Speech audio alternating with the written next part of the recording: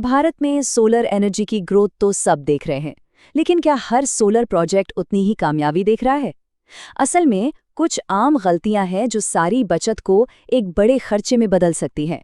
तो चलिए आज इन्हीं गलतियों की पड़ताल करते हैं और समझते हैं कि इनसे कैसे बचा जाए, ताकि सोलर एनर्जी का फायदा पूरी तरह से उठाया जा सके। तो कहानी में एक पेंच है। एक तरफ है सोलर एनर्जी का सुनहरा वादा और दूसरी तरफ है ज़मीनी हकीकत, जहां कई इंस्टॉलेशन उम्मीद के मुताबिक काम ही नहीं कर पाते। हमारा काम है इसी गैप को समझना और इसे भरने के तरीके खोजना। सबसे पहले बात करते हैं मौकों की। भारत का जो सोलर सेक्टर है ना, वो किसी गोल्ड रश से कम नहीं है। यहाँ हर तरफ ग्रोथ की ज़बरदस्त संभावनाएं हैं। देखिए, सोलर इंडस्ट्री में काम करने के कितने अलग-अलग तरीके हैं। डीलरशिप और डिस्ट्रीब्यूटरशिप से लेकर इंस्टॉलर और प्रोजेक्ट डेवलपर बनने तक हर लेवल पर मौके ही मौके हैं। और जब इतने सारे मौके हों तो ये और भी ज़रूरी हो जाता है कि किसी भी सोलर प्रोजेक्ट की शुरुआत बिल्कुल सही तरीके से हो। तो चलिए अब आते हैं पहली और शायद सबसे बड़ी चुनौती पर, सही जगह चुनना।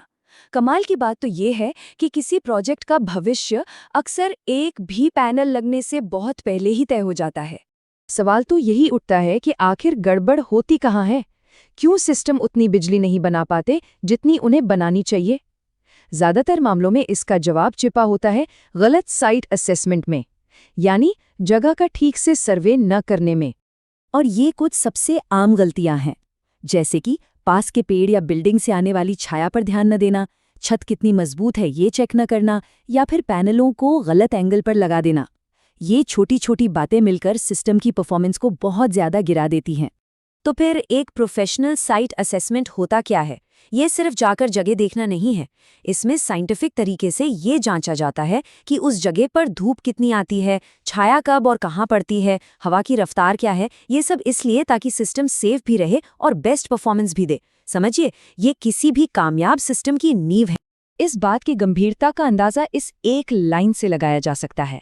एक जरा सी छाया भी पूरे सिस्टम की परफॉर्मेंस और उसकी जिंदगी पर बहुत बुरा असर डाल सकती है।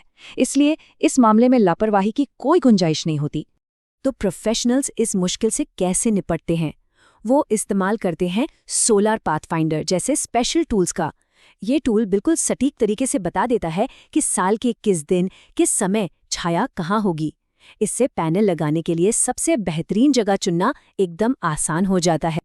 ठीक है, जगह तो फाइनल हो गई, लेकिन अब आती है असली इंस्टॉलेशन की बारी। पैनलों को छत पर लगाना अगला बड़ा कदम है, और यकीन मानिए यहाँ स्ट्रक्चर और सेफ्टी से जुड़ी बहुत सारी गलतियां होती हैं।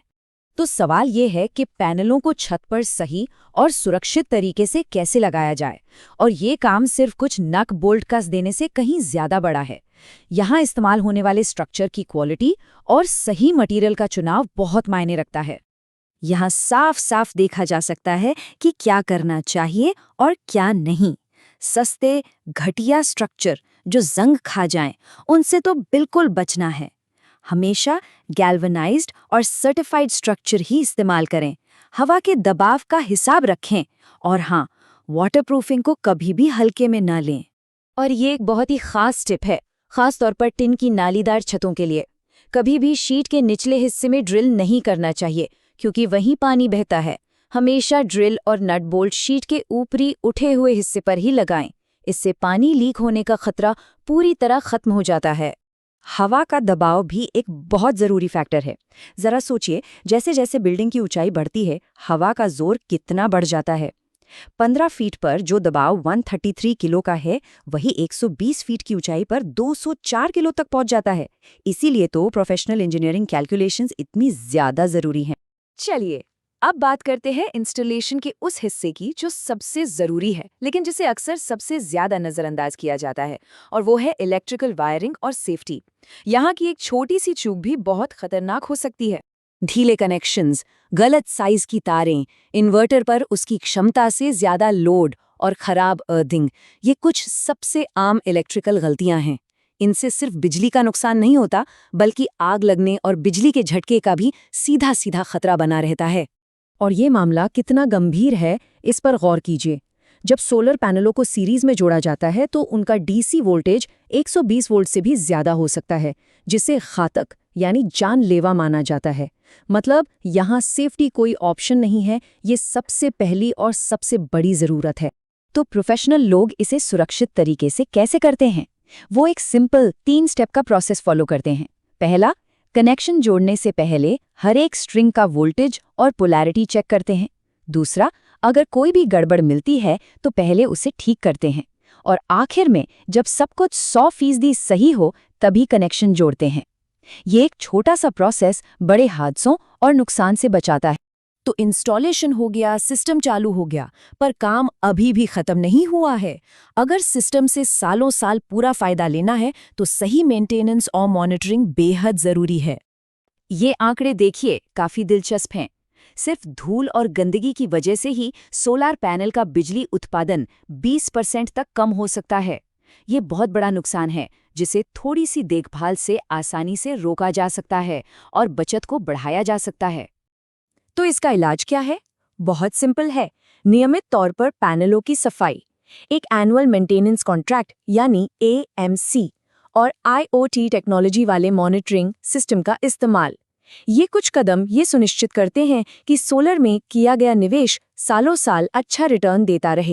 और आखिर में इन सभी झंझटों और गलतियों से बचने का सबसे अच्छा और सबसे आसान तरीका है एक अनुभवी EPC कंपनी के साथ काम करना। EPC यानी इंजीनियरिंग, प्रोक्योरमेंट और कंस्ट्रक्शन। मतलब एक ही कंपनी डिजाइन से लेकर इंस्टॉलेशन और मेंटेनेंस तक सब कुछ संभालती है। इससे मन की शांति भी मिलती है और एक बेहतरीन सिस्टम। तो हम इस पूरी चर्चा को एक सवाल के साथ खत्म करते हैं।